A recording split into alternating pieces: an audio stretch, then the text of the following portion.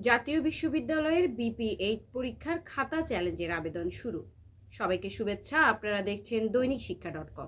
সঙ্গে আছি আমি শারমিন সুলতানা।